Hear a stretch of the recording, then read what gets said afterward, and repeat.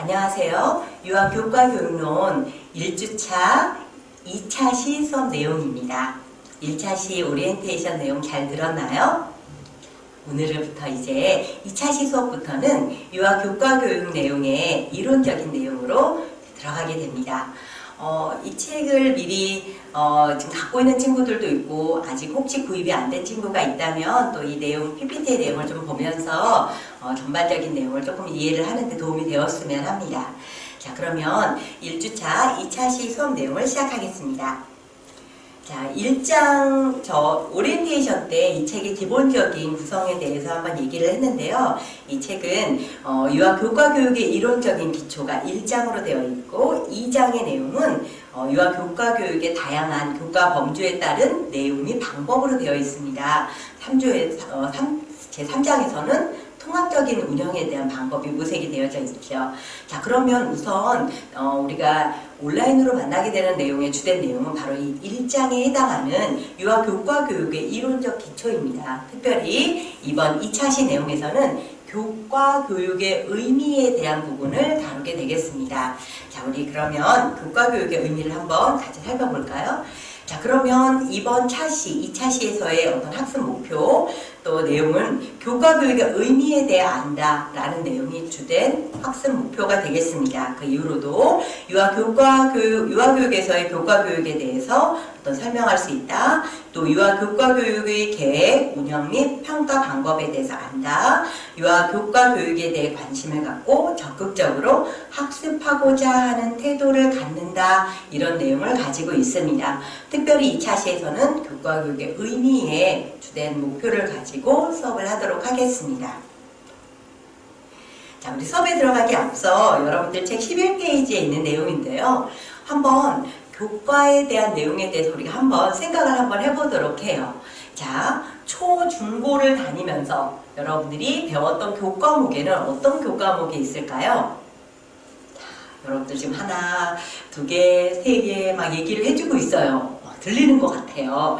자, 그러면 그런 여러 가지 교과목들 떠오르죠. 초등학교 때 배웠던 교과목, 중학교 때 배웠던 교과목, 고등학교 때 배웠던 교과목들이 있었을 거예요. 자, 우리 그러면 그러한 것들이 우리가 그거를 교과목이다 라고 얘기를 했고 시간표에도 교과목들이 이렇게 나열이 되어져 있었습니다. 자, 그럼 우리 초중고 때 배웠던 교과목에 대한 생각 한 과목이라도 다 얘기했나요? 네, 얘기했습니다. 자, 그러면 그 과목들 중에서 가장 재미있게 여러분들이 이거 정말 재밌었어 라고 기억되는 그런 교과목이 있나요? 어떤 친구들은 나는 수학은 정말 싫어. 아니, 어떤 친구들은 나는 역사는 정말 재밌어. 이런 자기만의 내가 좋아했던 교과목도 있고 내가 가장 싫어했던 교과목도 있고 다 학생들마다 자기 취향에 맞게 또 자기가 선호했던 그런 교과목에 맞게 그런 내용 교과목이 다를 것 같은데요. 특별히 기억나는 교과목이 있을 수도 있습니다. 어떤 선생님이 너무 재밌으셔서 그 교과목은 너무 재밌어서 기억에 남는다고 하는 학생들도 있고요. 본인이 호기심이나 관심 여하에 따라 교과목이 다를 수도 있겠죠. 자, 이 교과목들이 또 여러분들의 어떤 살아가는데, 이 사회생활을 하고 인생을 살아가는데 어떤 도움이 되는 그런 교과목들도 있었나요? 예를 들어 수학 같은 거를 할 때 예를 들어 과일을 살 때 어렸을 때 둘, 넷, 여섯, 여덟, 열 하면서 한꺼번에 빨리 사과 개수를 셌다든지 어렸을 때 기억에 아니면 체육 시간에 배웠던 어떤 여러 가지 어떤 기본적인 배드민턴 치는 법 아니면 균형 잡는 법 이런 것들이 여러분들의 어떤 사회생활이나 어떤 삶에 어떤 도움이 되었을 수도 있습니다. 자, 각각의 그것도 다 내용이 다를 것 같은데요. 그것들도 한번 생각을 해보기 바랍니다. 오늘의 수업에 들어갈 때 지금 여러분들의 생각을 한번 정리하는 것이 큰 도움이 될 것 같습니다. 자, 그러면 네 번째 질문입니다. 중고등학교 때 배운 교과목은 어떻게 정해진 걸까요? 누가 정한 걸까요?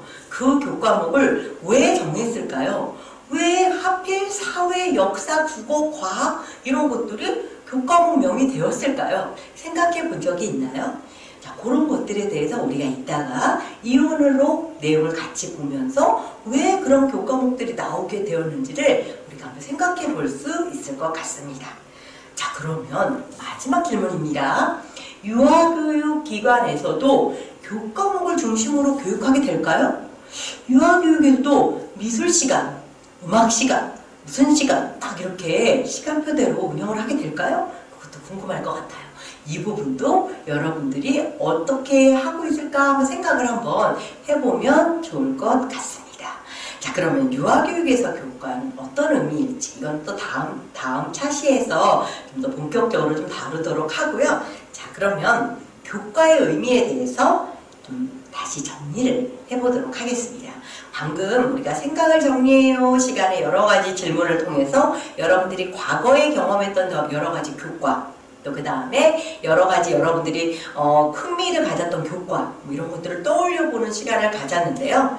교과의 의미에서 이 교과라는 단어에 대해서 한번 좀 분석을 해보도록 하겠습니다.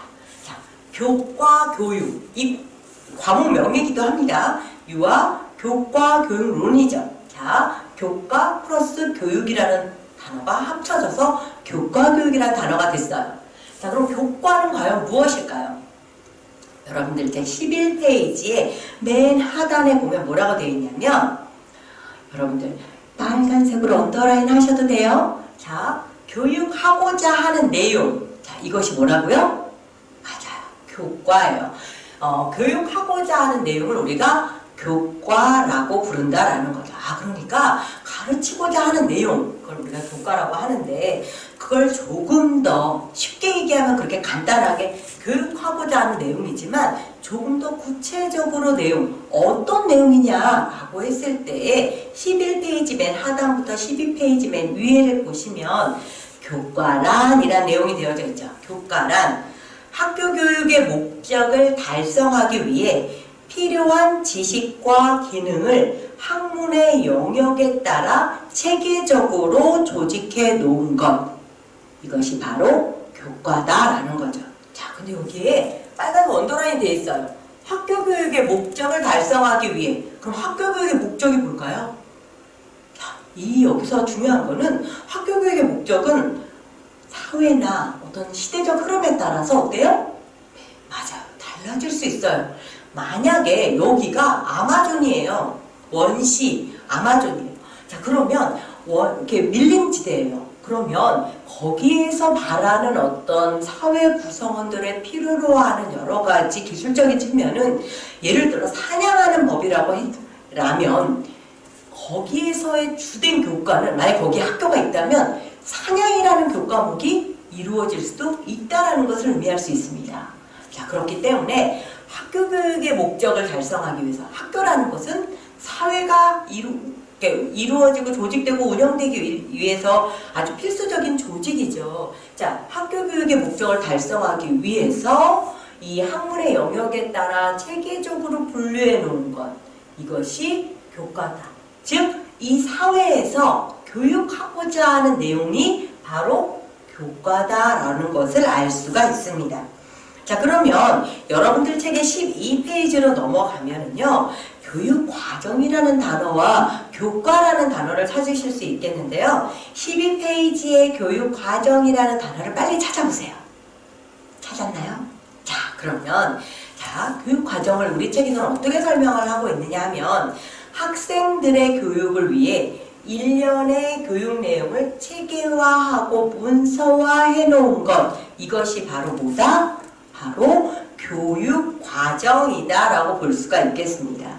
자, 그러면 교과랑 교육이 좀 헷갈릴 수 있기 때문에 이 책에서 12페이지에서 교육과정은 이거고 교과는 이거야 라고 설명하고 있는데요. 자, 교육과정은 뭐라고요? 학생들의 교육을 위해서 교육 내용을 체계화하고 문서화해 놓은 것이 바로 교육과정이에요. 그럼 교과는 뭐예요?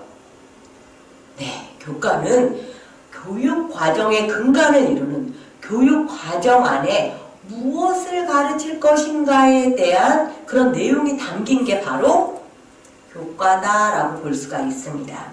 자, 이 교과는 아까도 잠깐 얘기했는데 사회가 요구하는 혹은 시대의 어떤 변화에 따라서 이 교과의 내용은 어때요? 바뀔 수 있어요. 자, 그러면 사회는 어때요?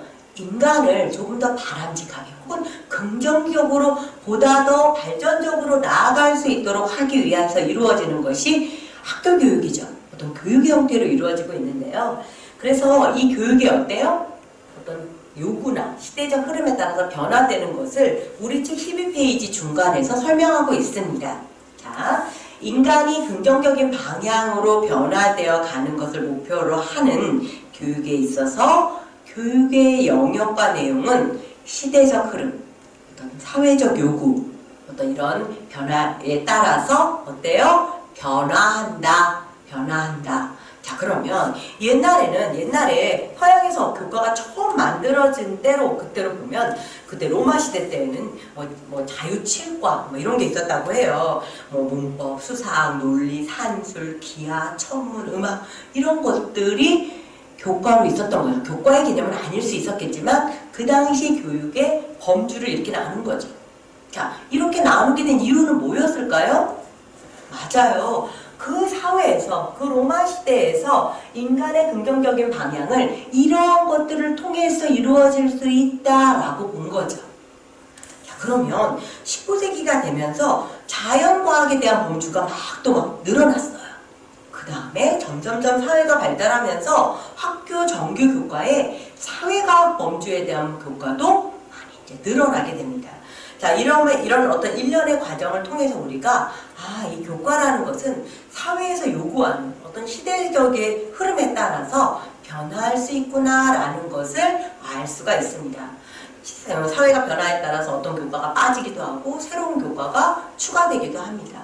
자, 그러면 이러한 것들을 우리가 다시 정리해보면 시대적 요구에 따라서 생겨난 교과는 과연 어떤 것들이 있을까요? 여러분들이 중고등학교 때의 경험을 생각을 해보면서 옛날에는 없었던 교과가 여러분들한테 새로 있을 수도 있겠죠. 자, 이런 어떤 시대적 요구에 따라 생겨난 교과는 과연 어떤 것들이 있을지 한번 또 잠깐 생각을 해봅시다. 그 다음에 왜 새로운 교과가 생겨나는 걸까? 그것도 한번 생각을 해볼 수 있겠죠. 자, 그러면 시대적 요구에 따라 생겨나는 교과, 예를 들어 코딩 수업. 제가 옛날에 국민학교 나왔는데요. 여러분들 국민학교 나온 사람 없죠? 예, 여러분들은 다 초등학교를 나왔어요. 이렇게, 그리고 여러분들 세대에도 어쩌면 코딩 교육 이런 것들을 아마 배우지 않은 학생들이 훨씬 많을 것 같아요. 이런 코딩, 뭐 진로 과목, 뭐 논리 및 논술, 이런 과목들은 과거에는 그게 있지 않았던 과목이에요. 그런데 시대적으로 막 컴퓨터가 발달하고 이러면서 막 코딩 과목이 들고 4차 산업, 뭐 이런 것들이 교과목명으로 이제 많이 개설이 되고 있다라는 거죠. 자, 이거는 뭐에 의해서? 시대적 요구, 사회에서 바라는 시대적 요구에 의해서 이러한 교과목들이 많이 개설이 되는 거죠.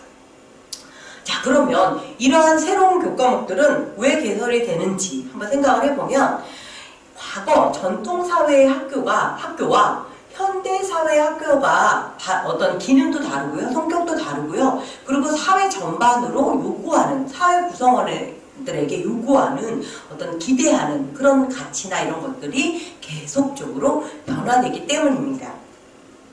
자, 그래서 다시 결론을 마무리를 좀 해보면 인간이 긍정적으로 변화하는 것을 목표로 하는 교육에 있어서 교육의 영역과 내용은 시대의 흐름에 따라 어떻게 된다고요? 네, 맞아요. 변화합니다. 자, 변화한다라는 교과의 내용은 시대적 흐름에 따라서 변화할 수 있다라는 내용이었습니다. 자, 그러면 이제 교과의 의미는 이해했나요? 맞아요. 그리고 교과는 변화한다라는 그런 어떤 기본적인 특성을 이해를 했습니다. 그럼 13페이지에 교과로 선정되기 위한 기본적으로 교과들이 갖고 있는 특성을 한번 알아볼까요? 한 4가지로 분류해서 알아보도록 하겠습니다. 자, 첫 번째는 교과가 선정되기 위해서 모든 내용들이 이 사회에서 요구한다고 다 그게 교과로 들어올 수 있는 것은 아닙니다. 그러면 교과가 되기 위해서는 몇 가지의 특별한 특성들을 갖고 있어야 되는데 4가지 중에 첫 번째가 바로 문화 요소로 선정된 것이라는 특성을 갖고 있습니다. 두 번째는 일정한 준거를 가지고 있어야 된다는 거죠. 세 번째는 사회적 지지를 받는 것, 네 번째는 선택된 것이라는 것을 가지고 있습니다. 자, 그러면 하나가 어떤 의미를 가지고 있는지 한번 살펴보도록 하겠습니다. 첫 번째, 문화 요소로 선정된 것. 자, 우리 책 13페이지에도 있지만 문화는 굉장히 다양해요. 문화는 너무너무 다양하고 여러분들이 일상 지금 이 사회를 이루는 이 전반의 모든 것들을 우리가 문화라고도 가르칠 수 있을 정도로 문화는 매우 매우 다양한데 이 모든 문화를 다 교과로 할 수는 없다라는 거죠.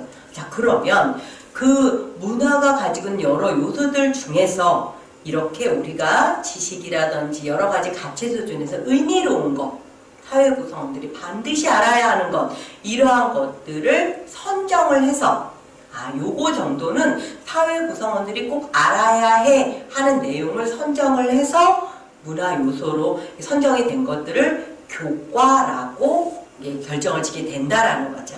자, 그래서 첫 번째 특성은 어떤 문화 요소들로 선정된 것이 교과가 될 수 있다라는 것. 자, 그 다음에 두 번째 특성을 가지고 있어요. 두 번째 특성은 뭐냐면 일정한 증거를 갖는 것이라고 되어져 있습니다. 자, 일정한 증거를 가지고 있는 것에 대한 의미가 13페이지 중간에 나와 있는데요. 논리적으로 구분이 가능한 개념 체계와 명확한 근거를 가지고 만든다라고 되어져 있어요. 예를 들어 영어와 사회라는 혹은 영어랑 수학이라는 것은 물론 통합적인 개념에서는 겹치는 부분이 있을지 모르겠지만 어떤 구분이 명확하고 각각의 교과목의 어떤 이론적 체계라든지 이런 것들이 아주 명확한 구분이 되어질 수 있죠. 그래서 여러분들이 그동안 배웠던 여러 가지 교과들은 바로 이러한 일정한 증거를 가지고 명확한 근거를 가지고 그 논리 체계가 마련이 된 그러한 것들을 교과로 선정이 되었던 거죠. 자, 그럼 세 번째 특성은요, 바로 이 사회적 지지를 받는 것이라고 합니다. 사회적 지지를 받는 것. 자, 그럼 사회적 지지를 받는 것은 아무래도 내가 아무리 좋다고 해도 그것을 이거는 내가 너무 좋아하는 거야. 내가 예를 들어 알까기를 좋아해요. 알까기를 좋아한다고 해서 알까기를 이번에 우리 교과로 알까기를 교과로 넣겠다. 이거 될까요? 안 된다는 거죠. 왜 안 될까요? 만에 하나 온 국민이 알까기가 우리 사회 발전에 기여하는 바가 커요. 알까기를 했을 때 전체적인 국민의 여러 가지 어떤 사회 발전에 기여하는 바가 매우 크고 어떤 사회적으로 굉장히 가치 있는 일이 됐어요. 그러면 알까기가 교과목이 될 수 있을 수도 있죠. 하지만 지금 현재 상황에서는 모든 국민이, 모든 사회 구성원이 그거를 반드시 해야 하는 그런 내용은 아닐 수 있다는 거죠. 그래서 보편타당하게 사회 구성원들로부터 사회적 지지를 받고 또 그 교과목으로 인하여 사회 발전에 기여할 수 있는 부분, 그래야지만 그 교과로서 우리가 선정이 되어줄 수 있다. 그래서 그러한 사회적 지지적인 특성을 갖고 있어야지만 교과가 될 수 있다라는 것을 의미합니다. 자, 네 번째는 선택된 것이라고 되어져 있습니다. 이거는 아까 첫 번째 내용이랑 좀 중복되는 유사 개념이라고 볼 수가 있어요. 자, 선택된 것. 아까도 얘기했지만 문화 요소는 굉장히 많아요. 아까 첫 번째는 다양한 문화들 중에 그 중에서 문화 요소로 선정된 것이 어떤 교과의 특성이라고 했는데 이것도 유사한 개념으로서 여러 어떤 단체들도 있고 여러 내용들이 있는데 그것을 교과로 선정할지 안 할지를 이제 판단을 하게 되겠죠. 이제 교육부라든지 여러 부처에서 관련 부처에서 자, 그래서 그러한 의사결정자 혹은 의사결정을 할 단체, 이런 의사결정을 하는 여러 자문, 단체 이런 것들을 통해서 선택되어지는 내용들이 바로 교과가 된다라는 거죠. 자, 그래서 이럴 때는 어떤 나름 사회적 권위를 갖고 있는 체계, 어떤 단체가 선택하는 또 사회 구성원들의 여러 요구를 반영해서 하겠죠. 그냥 하는 건 아니고 자, 이렇게 선택되어진 것이 바로 교과가 된다라는 거죠. 자, 그러면 이 교과로 선정되기 위한 교과의 특성을 우리가 네 가지로 살펴보았는데 첫 번째는 문화 요소로 선정된 것, 두 번째는 일정한 증거를 갖는 것, 세 번째는 사회적 지지를 받는 것, 네 번째는 선택된 것이라고 우리가 내용을 살펴보았습니다. 자, 그러면 이런 내용에서 유아교육 기관에서의 어떤 대학에서 유아교육과의 교과를 한번 살펴보도록 하겠습니다. 자, 13페이지까지 있는 내용은 교과의 기본적인 특성 4가지 부분을 살펴봤고요. 자, 그러면 유아교육 기관에서도 여러분들이 이제 유아교육과 이제 1학년 다녀서 어떤 교과목이 있다라는 것들을 좀 이해하고 있을 것 같아요. 그리고 이번 학기에도 벌써 시간표를 딱 받아보니까 내가 이번 학기에 배우는 교과가 이러이러이러한 내용이네 라고 벌써 알고 있을 것 같아요. 자, 그러면 그러한 교과목은 어떻게 선정되었나 그걸 생각을 해보면 방금 전에 우리가 다루었던 교과의 특성 4가지랑 또 대입을 해서 생각을 해볼 수 있을 것 같아요. 우선 유아교육과, 대학의 유아교육과, 여러분들은 유아교육과를 선택해서 왔는데 이 유아교육과가 가장 주된 목적이 뭐냐 하면 유아교사를 양성하는 학과예요. 자, 그럼 그 유아교육과에서의 교육의 목적은 어쨌든 예비 유아교사, 그러니까 유아교사를 양성하는데 어떤 예비 유아교사를 양성하느냐? 유아들의 전인 발달을 지원하는데 도움이 될 수 있도록 하는 여러 가지 역량을 신장시키는 것이 유아교육과의 주된 목표겠죠. 자, 그럼 이런 교사들에게 전문 지식, 기술, 그 다음에 유아교사로서의 수행해야 되는 다양한 직무, 이러한 것들을 이제 소양을 증진시켜야 되죠. 그래서 전문 직업인을 사회로 배출시켜야 하는 것이 유아교육의 주된 목적이 될 수 있습니다. 자, 그러면 이 유아교육의 주된 목적을 가지고 목적을 도달해야겠죠. 그럼 도달하려면 뭐가 필요해요? 맞아요. 이 목적을 도달하게 하는 바로 이러한 전문 지식, 기술 이런 내용들을 가지고 이제 신장시키기 위한 다양한 교과목들이 이루어지게 됩니다. 자, 그래서 이런 과목, 여러분들은 유아 언어교육이 왜 있지? 유아 놀이지도가 왜 있지? 유아 교과교육론이 뭐지? 라고 할 수 있겠지만 결국 이런 각각의 교과목들은 뭘 기르기 위해서? 맞아요. 유아교사가 되기 위한 전문 지식과 기술과 교사로서 필요한 직무를 신장시키기 위해서 아까 말한 그 4가지 특성을 고려해서 이런 다양한 교과목들이 마련되어져 있습니다. 특히 유아교육과는 전국의 많은 유아교육과들의 교과목이 거의 유사해요. 왜 그러느냐? 유아교사가 되기 위해서 여러분들에게 유아교사 2급 정교사 자격증이 나오는데 그 자격증을 배부하기 위한 교육부에서 나름의 꼭 이러이러한 교과목은 이수해야 합니다 라고 선정이 돼서 내려왔어요. 자, 그렇게 이러이러한 과목들이 이수해야 됩니다 라고 선정한 근거는 뭐다? 바로 이것들을 이수를 했을 때 유아교사로서 전문 지식이나 기술 태도가 신장되어질 수 있다라고 보는 거죠. 자, 그래서 유아교육과의 주된 교과가 바로 이러한 내용으로 구성이 되어져 있고요. 13페이지의 표 1-1을 참고하시면 되겠습니다. 네, 1주차 2차시 수업 잘 들었나요? 자, 우리 그러면 오늘 배운 내용을 한번 복습해 볼까요? 자, 무엇이란 학교 교육의 목적을 달성하기 위해 필요한 지식과 기능을 학문의 영역에 따라 체계적으로 조직해 놓은 것이라고 했어요. 이거 무엇일까요? 네, 맞아요. 교과예요. 우리 교과의 의미에 대해서 오늘 2차시 수업에서 충분히 좀 많이 다루었죠? 자, 그럼 다음으로 인간이 긍정적인 방향으로 변화되어 가는 것을 목표로 하는 교육에 있어서 교육의 영역과 내용은 시대의 흐름에 따라 변화한다. 자, 변화한다. 우리 아까 몇 번 강조했습니다. 자, 다음으로는 교과로 선정되기 위한 특성이 몇 가지가 있다고 했죠? 4가지 특성이 있습니다. 첫 번째는 뭐예요? 문화 요소로 선정된 것. 두 번째는 일정한 준거를 갖는 것. 그 다음에 세 번째는 사회적 지지를 받는 것. 네 번째는 선택된 것이라는 특성을 갖는다고 했습니다. 자, 오늘 배운 내용 다시 한번 이렇게 복습을 해보았는데요. 여러분들 교재를 통해서 내용 다시 한번 읽어보시기 바랍니다. 수고하셨습니다.